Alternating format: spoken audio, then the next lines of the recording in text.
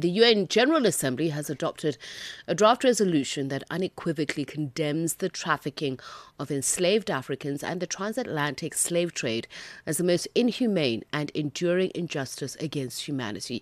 The resolution also seeks to recognize the profound and lasting impacts of the abhorrent regimes of slavery and colonialism, and emphasizes that claims for reparations represent a concrete step towards remedying historical wrongs against Africans and the people of African descent. To speak about the security, political and international implications of this global reckoning, we're joined by Dr Victor Doke, a prominent security analyst and lecturer at the Kofi Annan International Peacekeeping Training Center. Very good evening to you, and thank you so much for speaking to us.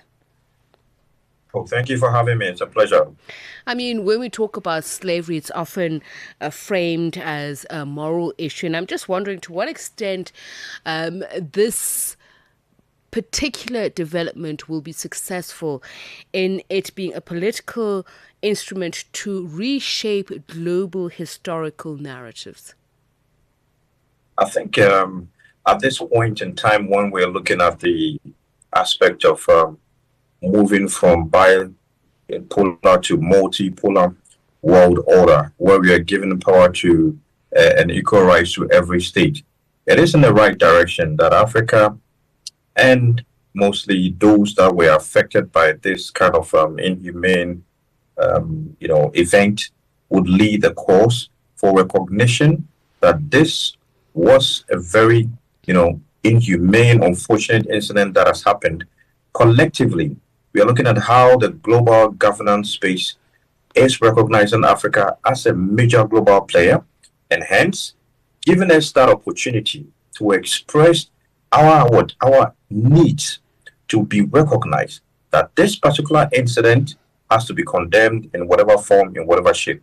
And hence this process, the voting pattern, and then Africa collectively agreeing that this is what we need to understand for the global stage to recognize us and to give us that recognition that we are a major global player, and hence we need this to be recognized and condemned, on certain terms. However, when we're looking at the aspect of some countries not agreeing to the fact that reparations, are a call that some African states are heeding or leading, it brings to the question of whether we are actually collectively looking at global governance in the sense of multilateralism.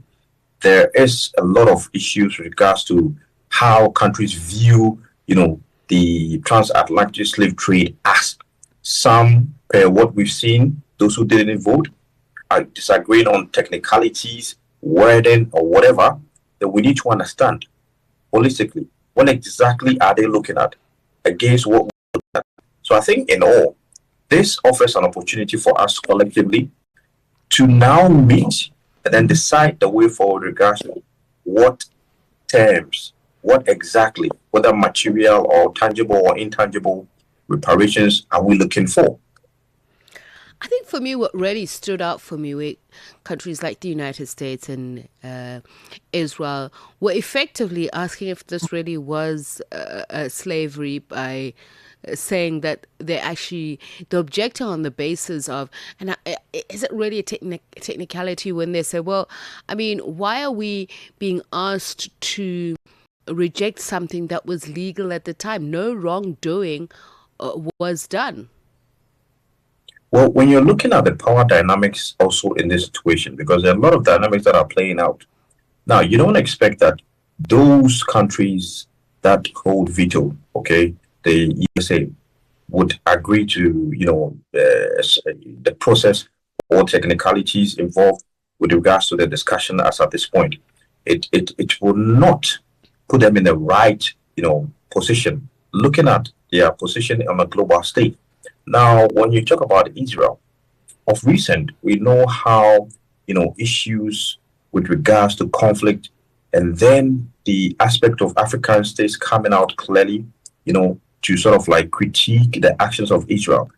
This dynamics in the global stage has what resulted in these two countries coming out with regards to rejecting the terminologies or the concept of reparation in a totality. Now, whether it would take them to now critically look at the excesses, what happened, and then what other countries are going to do now will determine whether they will have a change of mind or not. But holistically, for them, of course, this is a resolution. So they are not sort of bound by it to accept it. It is very much respected. But then this also calls for us to look at whether we are going to be divided henceforth going forward, because you're talking about the USA being a veto, and we know the power that they hold with regards to decision making on the global stage. So do we need other major global players to back us up to be able to go further than this resolution? That is the big question we need to answer. And now. Let me just step in on that exactly, because I mean, I see calls for reparatory justice, and it seems like, and not to be pessimistic, that we will be beating this drum for a very long time, because there are countries who are saying, yes, we see the wrong, but why are we talking about reparations? South Africans will tell you, and I'm sure you know this, that we face this all the time when we talk about what happened during the apartheid era. We always have to be put in our place or apologize for something that so-called happened a long time ago. So what I'm looking at now is the epistemic authority over this issue, because the argument over this is that it's beyond apologies, it's beyond restitution, it's about the reality that Africans are still facing the effects of slavery in this day and age. Is it something that we really need a commitment on, or hope to expect, or is there a way that Africa can just accept that in the deal makings, or however we govern, that we extract that? Well, you've said one important thing, whether it will be, yes, long term. That's the way I also see it. And what actually are we looking for here with regards to, whether the tangibles or intangibles? Are we looking for reparations in the form of what? Financial, restitution, restitution itself? Are we looking at areas materially connected with regards to technology, or what exactly is it? The message itself isn't clear with regards to what we want. Or we are looking for just, Memorial Day, monument, something put together, or, some sort of like bigger celebration than what we had, quite recently. Now, the discussion will continue. And then it will take that collective action again, as it did, where, we have regional organizations here on the continent, such as the AU, supporting the cause. Now, as to whether going forward, we are going to stick together and then also table our demands in the context of the specific reparation we want, is another question. Are some countries going to fall off due to pressure from those who rejected, or those superpowers, or not? In this particular time is where we are going to see whether we ourselves who are asking for reparations are together or not. And because that's the thing, because it may force us into a position, as you say, where geopolitical convenience is more palatable for some countries over others. I mean, the insulting things that were said, like perhaps we're looking for an additional international day. I mean, I know it's absolute ignorance that it would inform a statement like that. But the thing is, when we say we're claiming some of these colonial spaces, like we have memorials in London, for instance, that are central to the empire that exacted this injustice, how important is it, the counter-historical narratives that we ourselves can tell our own future generations, to get it from nations that hardly see us as people, that hardly think that we are at a level that we ought to enjoy the freedoms, the economic,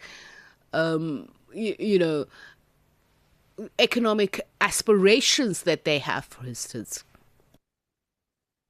Well, it's quite an interesting sight now, because we not only looking at the historical antecedents, but the evolution 15th to 19th century, and we can talk about how the global stage, international organizations that were controlled by these global powers, and then relating it to the global governance itself and how they really position Africa, okay, where we even considered. Now, from that time to this 21st century we are in, if global powers and translating it to the global governance system did not recognize, okay, and whether the discussion came up and they showed it and holistically did not come to realize that what happened was inhumane. Now, in this 21st century, where we have seen that collective might, okay, go on that international stage for people, for countries to recognize, then there is a change in how this, global powers, international governance will now position Africa, that we are a force to reckon with.